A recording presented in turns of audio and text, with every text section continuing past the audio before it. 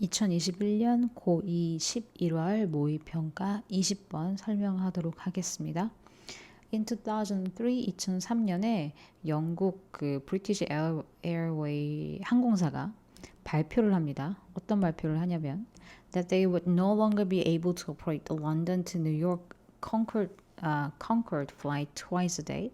하루에 2번 뉴욕의 콩콜드 뉴욕으로 가는 콩코드 항공편을 운행할 수 없게 되었다라고 발표를 해요. Because 왜냐면 it was starting to prove uneconomical. 경제성이 없는 것으로 드러나기 시작하기 때문에. 자, 그런데 the sales for the flight on this route. 근데 이 노선의 항공편의 판매가 increased, 증가해요. The very next day, 바로 그 다음 날.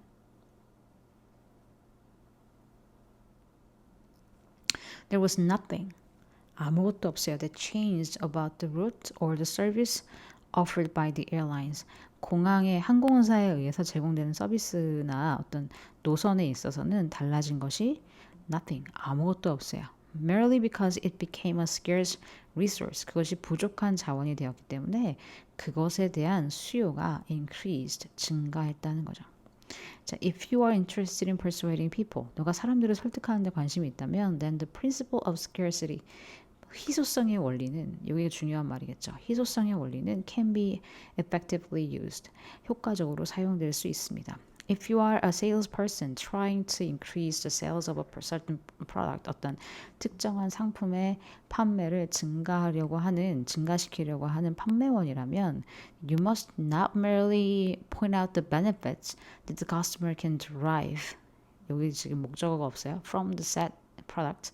언급된 상품에서 소비자가 끌어낼 수 있는 베네핏을 지적하는 것뿐만이 아니라 but also point out its uniqueness, 독특함에 대해서 또 언급을 해야 되고, 그 다음에 그들이 무엇을 놓칠 것이냐죠. 그들이 그 상품을 곧 구매하지 않으면 그들이 무엇을 놓칠 수 있을 것인지에 대해서 강조를 해야 된다.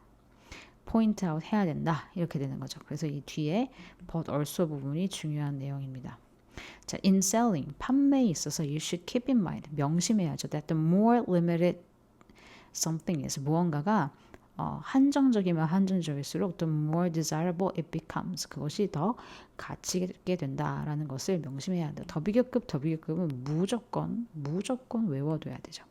자, 여기 문장 변환, 원래 as 문장으로 바꾸면 주어, 동사, 비교급 이렇게 걸리는데, 자, 이 비교급의 위치는 반드시 주어, 동사 이렇게 찾으라고 그랬어요. 이 동사 뒤에 나와야 되는 알파 친구들이 앞으로 나갔기 때문에 동사 뒤에 어디까지 왔는지를 나와 있는지를 좀 살펴볼 필요가 있죠. 그래서 보면 지금 얘는 비동사 뒤에 걸려있던 친구도 얘도 비동사 뒤에 become 뒤에 걸려있던 친구이기 때문에 원래 자리를 돌려주면 something is more limited, it becomes more desirable 이렇게 되겠죠. 자, 그래서 희소성의 원칙을 적용해서 해야 된다. 자, 그 다음에 21번 The most dangerous threat to our ability to concentrate, 우리가 집중할 수 있는 능력에 대한 가장 위험한 위협은 is not that, 우리가 스마트폰을 그 워킹 아워 동안에 사용할 수 있다는 것이 아니라 but that we use it too irregularly, 불규칙적으로 사용하는 것이다. 이게 가장 큰 문제다. 이 말을 하고 싶은 거죠. By checking our emails every now and then, 빈번하게 이따금씩 확인을 함으로써 컴퓨터에, 그 다음에 텍스트 메시지, 여기저기 텍스트 메시지에 확인을 함으로써 휴대폰에 있는 메시지에, 근데 이제 with no particular schedule or rhythm in mind, 어떤 특정한 일정이나 규칙성을 염두에 두지 않은 채, 예를 들면 내가 1시간마다 확인을 하겠다든지 아침에 출근해서 확인하고 퇴근하기 전에 확인한다든지, 뭔가 규칙성이 있는 것이 아니고 특별한 어떤 일정 때문에 확인하는 것 없이 이렇게 계속 확인을 함으로써 우리의 뇌는 효과적으로 필터하는 능력을 잃게 된다. 별표. The solution is, 해결책은 is to regulate your devices. 어, 기기를 조절하는 거죠. As if 마치 너가 you are on a strict diet. 아주 엄격한 다이어트를 하는 것처럼. When it comes to nutrition, 영양 이제 그 다이어트와 관련해서 이제 비유해서 설명을 하겠죠. 자, when it comes to nutrition, 영양에 관해서라면 sticking to a fixed time plan for breakfast, lunch and dinner. 식사 시간에 따른 고정된 어떤 그 계획에 고수하는 것이 너의 메타볼리즘이 to adjust, 적응하게끔 allow, 하게 해요. Thereby, 그러므로 causing less hunger, 허기를 덜 유발하게 됩니다. During the in-between phases, 그 사이 중간 단계 동안에 your belly, 너의 배는 will start to rumble around 12:30 p.m. each day. 매일 낮 12시 30분에 배가 소리가 꼬르륵 꼬르륵 날 것이에요. But that's okay. 괜찮아. Because that's a good time to eat lunch. 그때가 점심 먹을 가장 좋은 시간이기 때문에 괜찮죠. If something unexpected happens, 예기치 않은 어떤 일이 일어난다면 you can add a snack every now and then. 그러니까 여기는 지금 규칙성을 얘기하는 겁니다. 앞에서 보시면 규칙적으로 정해진 스케줄이라든지 특정한 스케줄이라든지 리듬, in mind 이런 것 어떤 여기는 이제 규칙성이죠. 규칙성을 얘기하는 거, 리듬이라는 건 규칙성을 얘기하는 건데 이런 게 없는 채로 확인을 하면 우리 뇌가 필터를 못해. 필터할 수 있는 게 없어. 이건 마치 우리가 다이어트 하는 것처럼 한번 적용을 해봐 이 말이죠. 그래서 이게 지금 여기가 식사를 규칙적이게 하면 된다. 그리고 something unexpected happens라는 거는 특정한 일정을 얘기하는 거죠. So you can add a snack every now and then. 간식을 먹어라 to get fresh energy. 활력을 얻기 위해서. But your metabolism will remain under control. 메타볼리즘은 여전히 통제 가능한 상태에 있겠죠. It's the same. 똑같아요 with our brain. 우리의 뇌도. When you put it on a media diet. 미디어 다이어트의 상태로 두었을 때 우리의 뇌도 마찬가지다. 그러면 이제 우리가 어떻게 해야 하느냐? 어떻게 해야겠어요? 정해진 시간에 메시지를 확인할 것. 정해진 시간에만 메시지를 확인할 것. 그리고 특정한 어떤 이벤트가 있을 때는 그때 따라서 확인할 것. 이렇게 되겠죠. 22번에 Who is this person? 이 사람은 누구인가? This is a question that all stories ask. 모든 이야기가 물어보는 질문이다. It emerges first. 그것은 가장 처음 나타나요. At the ignition point. 발화 지점에서 가장 먼저 나타나죠. 자, when the initial change strikes, 처음 변화가 발생할 때, 여기 발생하다는 뜻이에요. 발생할 때 the protagonist, 주인공은 overreacts, 과민 반응하거나 or behaves in an otherwise unexpected way. 그렇지 않으면 예상치 못한 방식으로 행동을 하게 되죠. We sit up, 우리는 일어나 앉아서 suddenly attentive, 주의를 기울여요. 집중하기 시작해요. Who is this person who behaves like this? 이렇게 행동하는 이 사람은 대체 누구냐? The question then, 그러면 질문은 re-emerges, 다시 일어나요. 다시 생겨나요. Every time the protagonist is challenged by the plot, 줄거리에 의해서 주인공이 도전을 받거나 그리고 compelled to make a choice, 어떤 선택을 하도록 강요받을 때마다 이러한 질문, 대체 얘는 뭔데? 라는 질문을 다시 받게 되죠. 다시 나타나게 돼요. 이 질문이 everywhere in the narrative, 이야기에 모든 곳인데 that the question is present. 그 질문이 존재하는 이야기의 모든 곳에서 the reader나 viewer는 will likely be engaged. 몰입하게 될 것이다. 자, 여기가 이제 fake의 가능성이 높아요. 우리가 be likely to 동사 원형을 너무 머릿속에 박히듯이 외웠기 때문에 likely 다음에 이제 to be 이렇게 나올 것 같은데 얘는 절대로 되지 않습니다. 이거 자체가 그냥 부사로 쓰였어요. 그래서 will be engaged, 몰입하게 될 것이다. likely는 아마도라는 뜻입니다. be likely to 오말 가능성이 크다, 이게 아니에요. 아마도 몰입하게 될 것이다.